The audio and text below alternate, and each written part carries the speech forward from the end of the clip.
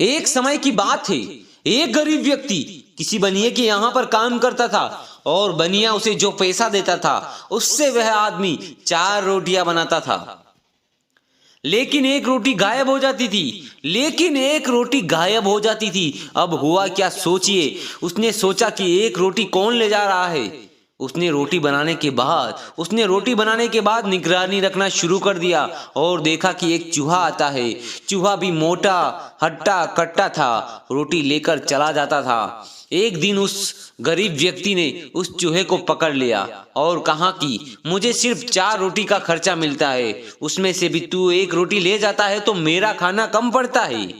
चूहे ने जवाब दिया कि हे भले मनुष्य, मैं अपने हक का खा रहा हूँ और तू अपने हक का खा रहा है। उस चूहे ने कहा कि आपकी समस्या का समाधान महात्मा बुद्ध कर सकते हैं, जो उस पहाड़ी के पीछे रहते हैं। वह व्यक्ति बुद्ध की तलाश में चल दिया और सोचने लगा कि मैं भी देखूं कि समस्या का हल क्या है। जैसे ही वह व्यक्ति आगे बढ़ता है, उसे एक दंपति मिलता है और उससे कहता है कि भले मनुष्य, आप कहाँ जा रहे हो। उसने कहा कि मैं महात्मा बुद्ध से मिलने जा रहा हूँ। वह बोलता है कि मेरे एक प्रश्न का जवाब उनसे पूछना है, इसलिए मैं महात्मा बुद्ध से मिलने जा रहा हूँ। वह व्यक्ति उस व्यक्ति से बोला कि मेरे भी एक प्रश्न का जवाब महात्मा बुद्ध से पूछते आना कि मेरी एक बेटी है, वह बोल नहीं रही है, जवान हो गई है, उसकी शादी करनी है, कोई लड़का नहीं मिल रहा है, कोई उपाय बताने का कष्ट करे। उसने कहा ठीक है, मैं आपका प्रश्न पूछ लूंगा। वह जैसे ही आगे बढ़ता है, एक बर्फ का पहाड़ दिखाई देता है। वहां पर एक तपस्वी 1000 साल से तपस्या कर रहे होते हैं।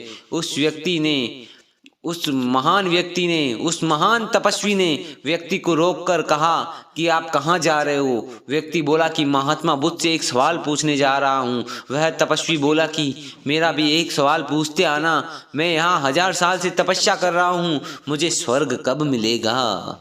उस व्यक्ति ने कहा कि ठीक है तपस्वी, और वह आगे चल दिया। जैसे ही उसने पहाड़ पार किया, वह एक बड़ी नदी के सामने पहुंचा।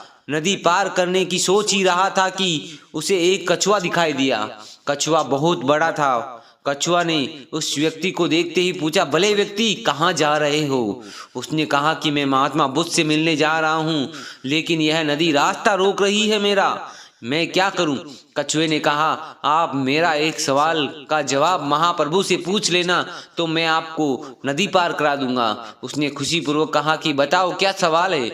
उसने कहा कि मैं 500 वर्ष से जी रहा हूं, परंतु मैं ड्रैगन बनना चाहता हूं, यह मेरी अभी तक की इच्छा पूरी नहीं हुई है। उस व्यक्ति ने कहा ठीक है कछुए, और उस व्यक्ति ने अपने पीठ पर बिठाया। कछुआ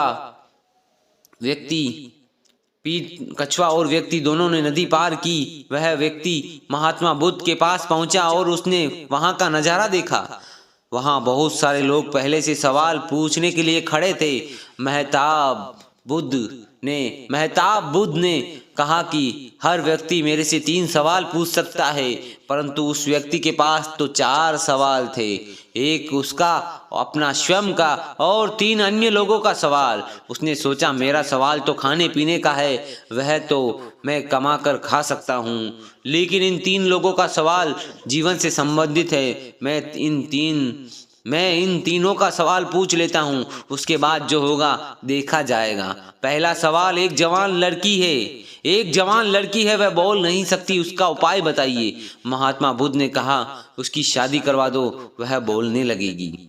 दूसरा सवाल, एक तपस्वी 1000 साल से तपस्या कर रहा है, उसको स्वर्ग कब मिलेगा। उसने कहा कि उसके पास एक छड़ी है, उसे फेंक दो, उसे स्वर्ग मिल जाएगा। तीसरा सवाल एक कछुआ का है, एक कछुआ है, उसे ड्रैगन बनना है, वह कब तक बनेगा।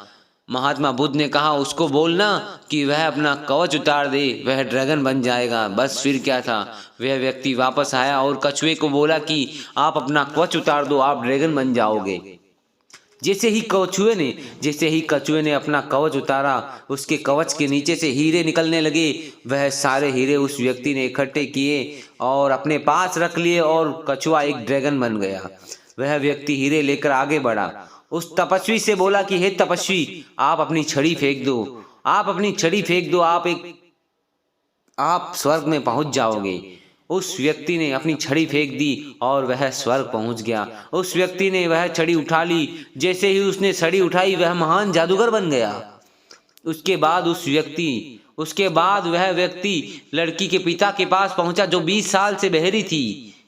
उसने कहा कि हे महात्मा, इस लड़की की शादी करा दो, इसकी सारी समस्या खत्म हो जाएगी। उस लड़की के पिता ने कहा, तेरे से अच्छा वर कहाँ मिलेगा। उस व्यक्ति से उसकी शादी करा दी और वह लड़की बोलने लगी। इस कहानी से हमें दोस्तों यही शिक्षा मिलती है, आप कभी अपने स्वार्थ के लिए मत सोचो, दूसरे का भला करो, भगवान आपका भला करेगा। धन्यवाद दोस्तों। कहानी कैसी लगी कमेंट में बताएं।